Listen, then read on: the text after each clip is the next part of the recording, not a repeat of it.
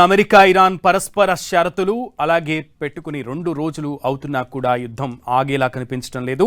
పైగా ఇరాన్ ప్రపంచానికి మరో కొత్త ప్రమాదం తెచ్చిపెట్టనుందనేటువంటి సమాచారం వస్తోంది.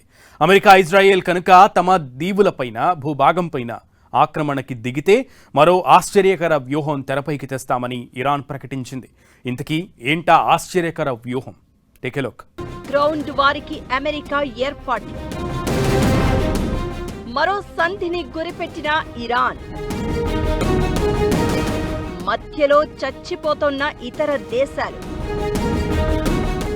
మాపై ఆక్రమణకి దిగితే మరో ఆశ్చర్యం తప్పదు అంటూ ఇరాన్ వార్నింగ్. అటు అమెరికా 15 షరతులతో కూడిన ఓ శాంతి సందేశాన్ని పంపితే ఇటు ఇరాన్ నాకు ఓ 8 కండిషన్స్ ఉన్నాయి, అవి సాటిస్ఫై చేస్తే యుద్ధం ఆపేస్తామంది. అసలు ఇది జరిగేదో లేదో కానీ అమెరికా ల్యాండ్ వారికి జోరుగా ప్రిపరేషన్లు పూర్తి చేసింది అంటున్నారు. అసలు ట్రంప్ కి ఇంతవరకు యుద్ధానికి ఎలా ముగింపు ఇవ్వాలనేదే తెలియదు అని చాలా మంది చెప్తూ ఉండగా, ట్రంప్ మాత్రం ఇరాన్ పీస్ డీల్ కోసం తహతహలాడుతోందని చెప్తున్నారు. బెగ్గింగ్ ఫర్ ఏ డీల్ అంటూ ఎద్దేవా చేస్తున్నారు.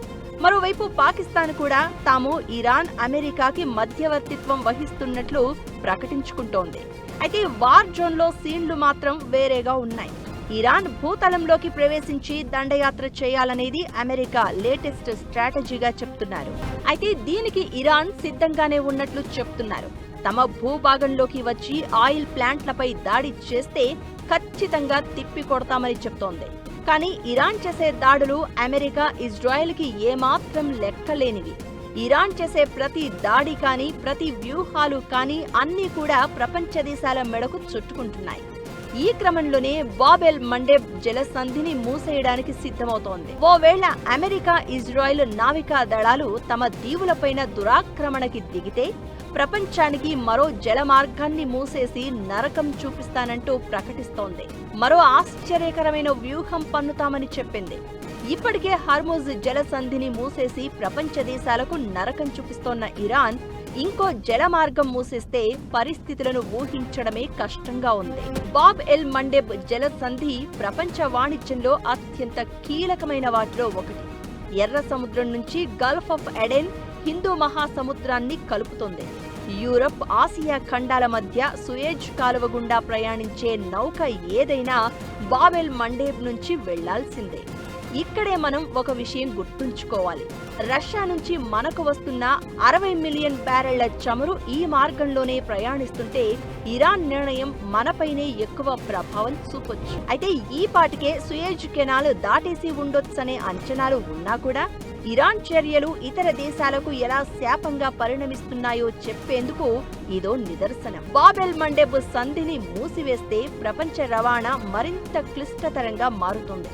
సుయేజ్ కాలువ ద్వారా ఈ జలసంధిని దాటకుండా వెళ్లాలంటే నౌకలకు ఉన్న ఏకైక మార్గం కేప్ ఆఫ్ గుడ్ హోప్. ఇది ఆఫ్రికా ద్వీపకల్పం దగ్గర ఉంటుంది. ఇలా వెళ్లాలంటే రవాణాకు 20 నుంచి 25 రోజులు పడుతుంది. ఇక ఆసియా, యూరప్ రవాణాకు 30 నుంచి 40 రోజులు పడుతుంది. అదనంగా 10 నుంచి 15 రోజులు పడుతుందని చెప్తున్నారు. ప్రపంచ వాణిజ్యంలో 12% ఈ జలమార్గం నుంచే జరుగుతూ ఉంటుంది.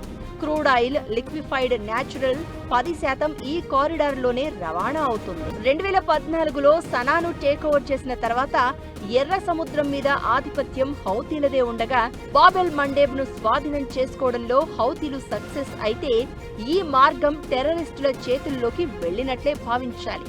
ఇప్పటికే హార్ముజ్ జలసంధి మూసివేతతో ఇంధన కొరతతో కొన్ని దేశాల్లో ప్రజలు వంటలు చేసుకునే పరిస్థితి కూడా లేదు. ఇక ఈ జలసంధి కూడా మూతపడితే మరింత సంక్షోభం ఎదుర్కోవడం ఖాయం.